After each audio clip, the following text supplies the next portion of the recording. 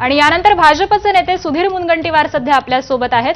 सुधीरजी, 4 वाजता निवडणूक आयोगाची पत्रकार परिषद आहे। महापालिकेच्या निवडणुकीचं बिगुल वाजण्याची शक्यता आहे? नक्कीच आहे। शेवटी 31 जानेवारीच्या अगोदर निवडणुका घ्याव्यात हे सुप्रीम कोर्टाचं सुतोवाच आहे। फक्त इतके वर्ष मी राजकारणात आहे, मला एका गोष्टीचं आश्चर्य वाटतं की 2022 नंतर या सर्व निवडणुका सुप्रीम कोर्टाने थांबवल्या। तो मुद्दा जैसे के तैसे आहे। इतके वर्ष निवडणुका थांबवून काय फायदा झाला?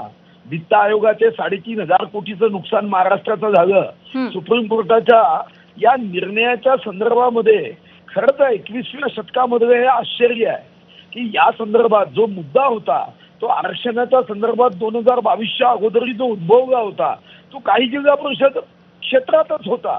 साऱ्या निवडणुका थांबवल्या आणि आताही 29 महानगरपालिका निवडणुका घेताना 2 महानगरपालिकेमध्ये तो मुद्दा आहेच। त्या निवडणुका घेतच आहोत आपण। अजूनही मला सुप्रीम कोर्ट, निवडणूक आयोग आणि जो तात्विक मुद्द्याच्या आधारावर 3 वर्ष आपण लोकशाहीला वेठीस धरलं, लोकशाहीला कोमात नेलं, त्यातून काय निष्पन्न झालं खरं ते समजणार नाही। फक्त मोठ्या लोकांच्या हातून चूक झाली तरी तो न्यायदान असतो। अगदी तुम्ही म्हणालात तसं सुधीरजी, खरं तर दुबार मतदार असतील, मतदार याद्यांमधले घोळ असतील, हे मुद्दे काही महिन्यांपासूनच गाजतात आणि यावरती निवडणूक आयोग काहीही उत्तर देत नाहीये। तर या पत्रकार परिषदेकडून किंवा निवडणूक आयोगाकडून एकूणातच तुम्हाला उत्तराची अपेक्षा आहे?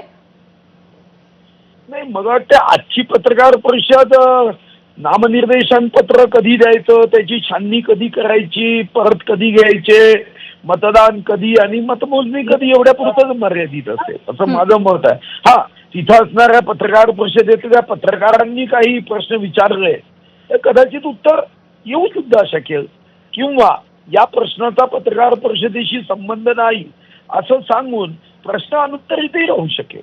ठीक आहे, धन्यवाद सुधीरजी, आमच्याशी बातचीत केलीत, प्रतिक्रिया दिलीत, याबद्दल आभार।